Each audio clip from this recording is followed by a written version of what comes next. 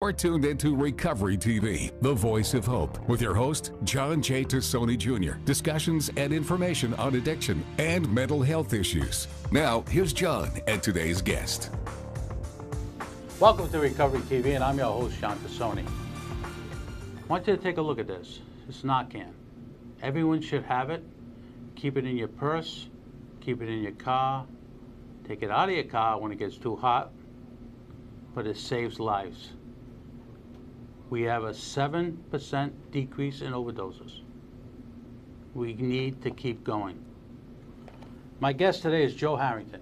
Joe is an author of a book called Living a Second Life. And Joe, I got to tell you, I read it. I like what you put in your book. And we spoke a little bit earlier pertaining to how long it took you to do it. But I want my viewers to know who Joe Harrington is. Well, I'm a recovered alcoholic, a father, a grandfather, a son, like everybody in addiction is. I owned a business for a while and I sold the business. Now I run a national sales force for a very prominent payment processing company. But moreover, I've got a devotion and almost a need to keep doing what I'm doing in recovery. Mm-hmm. So my sobriety date is June 25th, 2015. So I just recently celebrated 9 years of sobriety. But, you know, it's important for me to let others out there know that there's hope. First of all, congratulations on 9 years. I mean, it's a struggle. Every day's a struggle. Yep. Not that I know it, but people I have on my show tell me it all the time. It's a struggle. The second thing is to be a father, a grandfather, a husband, you know, and the list goes on. It goes to your character, about how you could turn the switch and to become a productive individual. How long were you in the process? You know? I mean, I can go all the way back to when I was 15 years old, really? When I started drinking to deal with my feelings and my emotions, all the way back to those emotions starting when I was even at an earlier age. My mom and dad didn't have the greatest of relationships, so I always kind of felt, you know, out of the norm. Right. But around 15 years old, I started using alcohol and other things to, you know, help me feel part of. Mm-hmm. So, you know, I hear a lot of that. A lot of the kids today, how they deal with different issues pertaining to their home life, both with either alcohol or substances. When did you seek treatment? Or when did you know now's the time to get into treatment? I woke up on June 24th, 2015. I say this when I speak at treatment facilities, and I just knew it was over. Like, I promised myself every day, as I say in my book, that I wasn't going to drink, only to end up drinking again. Right. But the morning of the 24th was a little bit different. You know, I saw my eyes in the mirror and there was nothing looking back at me. So I sought help. I went to my doctor to try to get interviews. He ended up referring me over to AdCare. But I still drank that night because I didn't go into AdCare till the following day. You know, despite everything else that I had done that day to try to deal with my sobriety or try to help myself at that point in time, you know, I still ended up drinking that night, even though I knew it was over. So, you know, I speak to a lot of primary care docs. Just casual conversation, and a lot of them don't think that people that need help are within their demographics of patients that they have. You know, I remember one time I went to a physician's office when I worked for AdCare at the time, and giving some brochures to the front desk. He said, "We don't have those type of people here." I said, "Huh?" She said, "Oh no, we don't have those type of people here. Don't leave your paraphernalia on the desk." So that got me thinking a lot about the medical field and about what their thoughts were about people who had issues with substance use and mental health. But now, if you go into a primary care doc, it's a whole different ball game. Yep. Whatever you got, please leave behind. You know, whatever paraphernalia you got, we can certainly leave it here. And the tide is changing. Maybe that's why we're down 7%. I don't know the answer. I don't know if this TV show is part of the 7%. I don't know. But 7% is better than no percent. True. And, You know? the reality is an alcoholic dies somewhere in the world every 10 seconds. Mm-hmm. An alcoholic dies right here in the United States every 4 minutes. Mm-hmm. And I think that, doctors see the difference. I mean, I was lucky. My doctor was a friend of mine. He really knew me. He said, I didn't think you would have a problem. I didn't think you had a problem with alcohol. Mm-hmm. Us alcoholics are pretty good at hiding it. We're not right. stupid. Right. So, what made you write this book? It's always amazing to me that someone who stops drinking, starts using, turns around and picks up a pen and writes a book like this. I think when you have the life that I had, I didn't get sober until I was 51. Wow. When you have the life that I've had, and then you spend some time in recovery, and you realize that the program of recovery changes your life that much, you just want to give back, right? You want others to know it doesn't have to be the way that they're going through, because, going through it myself, I thought that was the only way to be. Mm-hmm. And, the book is to hopefully let somebody be able to identify in a more modern time with, somebody else, and maybe pique their interest in looking into, getting sober themselves. It's I say this all the time. If I can save one person, I did my job. Mm-hmm. Writing a book like this, and people need to take a look at it and read it, because it's different. I don't know what's different about it, but it's different. And when you read a book like this, and if you're addicted to whatever, it doesn't have to be alcohol, it could be any sort of substance. It could be issues that you're having at home with mental health issues. But you look at it, and you look at a gentleman like yourself, it's like, really, he wrote that book? You told me it only took you 3 weeks to write this book. Yep. I mean, here you have on the greatest New York, Pulitzer Prize winners, and I got Joe Harrington sitting in front of me. But you know what I'm saying? It's different. It's different because it's not your job. You don't make money just writing a book. You did it for a particular reason, and that reason is to give back. To give back. I mean, I sit here today telling you I'm not in recovery, never was in recovery, I don't drink, I don't smoke, but it happened to someone in my family. And when I got elected in 2001, I started my upward climb in trying to help people who were either homeless or had substance use and mental health issues. Because if we don't save these folks, it's only a burden on the state. Every day, every minute, every hour. I'm going to take a quick break. You're watching Recovery TV, and I'm your host, John Tassoni. We'll be right back after these messages. Now, back to Recovery TV with your host, John J. Tassoni Jr.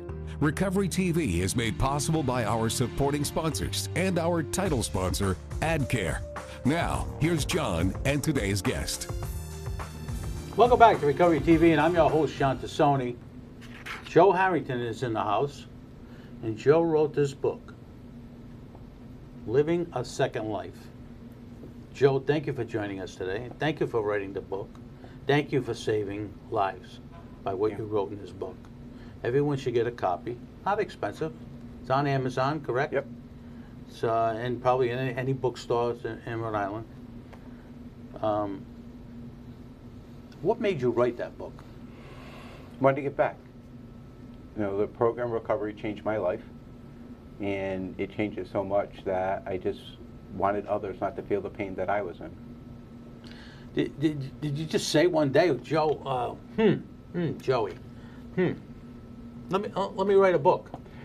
No, I actually, the first chapter from the podium, I was writing out, because I speak at different places, I was writing out what I said because I wanted to be able to time it out. And when I got to the end of the first chapter of writing out my podium, I just kept going. So it didn't start out to write a book, it just ended up being a book. Yeah, it's almost like the Indianapolis 500. You just, start the first lap and then you want to keep on going. That's it. One of the things too, when you read the book, you talk about a couple of people in the book. And one I know was your mother-in-law. Yep. In the first couple of pages of the book. Why? When you're going through the pains of your addiction, you don't see the people who stand by you. And my mother-in-law, she loved you no matter what, and I knew that even in the pains of addiction. I know that she was somebody I could talk to. And, I finished up the book and was going through final edit, and she got sick, and she went really fast. And I was fortunate enough that I hadn't, published it at that point in time, and I just wanted her to be remembered too. Did she ever read it? No, she never got a chance because it wasn't published before she passed. So. That's something too that, it's about memories. And moving the ball down the field, and helping people, and I say this, all the time too, because as growing up as a kid, my parents always used to instill in me, always try to help people who are less fortunate than you are. Correct. And it stuck with me. I mean, more people should take that sentence and move the ball down the field with it, instead of all the stuff that's going on in this country right now. We should be protecting one another, helping one another, not throwing people to the curb, not, making fun of people. But, one of the things too that I pride myself on too, and you probably do the same thing. We're not here for handouts. We're here for helping hands. You, me. If more people did that, the better the world would be, the better Rhode Island would be. And when I look at someone like yourself, plenty of people have been here the past 3 years that have been in recovery, that thought in the beginning, like you, there was no shot. Right. There was no shot I was going to get better. There was no shot that I would be on TV. There would be no shot that I would even make it. And that to me, seeing you sit here and others that sat in that chair, that there's hope in recovery. Because if you go, when you go do your commitments, I bet you a lot of people at those commitments said, there's no hope. I'm just going to go, see what happens, and then I'll probably be back here in another couple of weeks. But there is hope.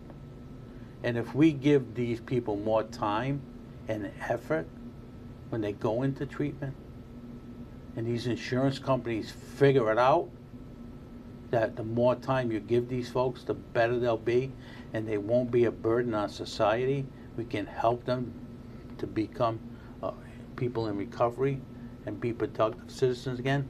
We'd be in a lot better place than we are today. Yeah, I mean, it's funny you talk about the hope, right? It's like I've been fortunate enough to work with a lot of people who first came into recovery, and you get to see that darkness in their eyes that I talked about was in my own eyes, and then you get to see the light of life come back into them. They come in with a little bit of willingness, then they get some hope, and then they start to believe. Yeah, it's like everything. There's a chance. You have to give them a chance to get better, to get hope, to move, to be productive citizens again, to go back and explain to your families you made a mistake. A lot of people that sit here told me they robbed their families, they did a bunch of things to their families. But if you don't go and try to make that handshake, to say, you're sorry, you're doing better, a lot more families would get back together. My family, and I see it. And I see it. Yep. And I see it, just like yourself, you know. But they gotta get it inside to make themselves realize, all right, I made a mistake. Everybody makes mistakes. Yep. If you can believe it, I make mistakes. But you know what I'm saying? Everybody makes mistakes. But it takes you to be a bigger man, a bigger person, to go and say, you made a mistake. Yes. I mean, that's what we say is the guilt, shame, and remorse we walk around with. We make mistakes. We think our families abandoned us. They didn't. Our families never abandoned us. They just don't want to live in our pain. Right. Right. Or they don't want to live with what you're living with. Right. You know, coming home drunk all the time, or coming home high all the time, and you know, robbing the family members. I mean, at one point, they're gonna say, "That's it, that's it. Out the door you go." But then once you get better, they come back. Right. The door opens up again. Yep. 100%. Let me ask you a question. We got to take a quick break, but let me ask you a question when we come back. When you go to the podium now, is it different than when you first started? We're going to take a quick break. Okay. You're watching Recovery TV, and I'm your host, John Tassoni. We'll be right back after these messages. Now, back to Recovery TV with your host, John J. Tassoni Jr. Recovery TV is made possible by our supporting sponsors and our title sponsor, AdCare. Now, here's John and today's guest. Welcome back to Recovery TV, and I'm your host, John Tassoni. Joe Harrington is in the house, and Joe wrote this book, Living a Second Life. Pick it up, very cheap. It's on Amazon. It's everywhere. You need to read it. It's an amazing story by this young man. Joe, as we closed out the last segment, I wanted to ask you this question. I'm going to ask it to you now. When you first started going in to do commitments, is it different now Yes. than it was when you first started? Yes. And why? Well, when I started doing commitments very early. My sponsor told me it was what I needed to do. And today, the difference is I've been through the process. I know the steps very well, and I spend most of my time talking about the steps because for me that's where the hope is. 12-step? Yep, the 12 steps. And then, you know, it's not about who I used to be, and that's what I used to talk about because I didn't know any better at that point in time. But it's who I am today and how I became who I am today. And it's that 12-step program of recovery that gives me the life that I have today. So when I go in today, no matter what I talk about that program and explain, as I do in the book, what those steps actually mean. And the minimal amount of work and that's involved. It's a simple program, and sometimes, you know, people see it as a difficult task. So by breaking it down, I think they get a better grasp of it. You know, I think you hit the nail right on the head, because when people get into that program, they look at it as, wow, I got to do all this work. But if you do one step at a time, put one foot in front of the other, by the time you get to 12, not a lot of steps, but it'll save your life. Yep. You know, there's so many people who are dealing with alcohol right now. The list is beyond belief to me, that alcohol now is surpassing the fentanyl. Yep. Alcohol sales in Rhode Island are up 300%. It's got to stop. People have got to realize it's a bad addiction. But Joe, I want to thank you for coming on today. I want you to thank you for sharing the book, which you didn't sign, so you're going to have to sign it. I will sign it before I leave. And again, I wish you all the best. Thanks, John. Appreciate it. Thank you for watching Recovery TV, and I'm your host, John Tassoni. Next week, Diane Marola will be in the house, and Diane is a clinical social worker. We'll see you next week.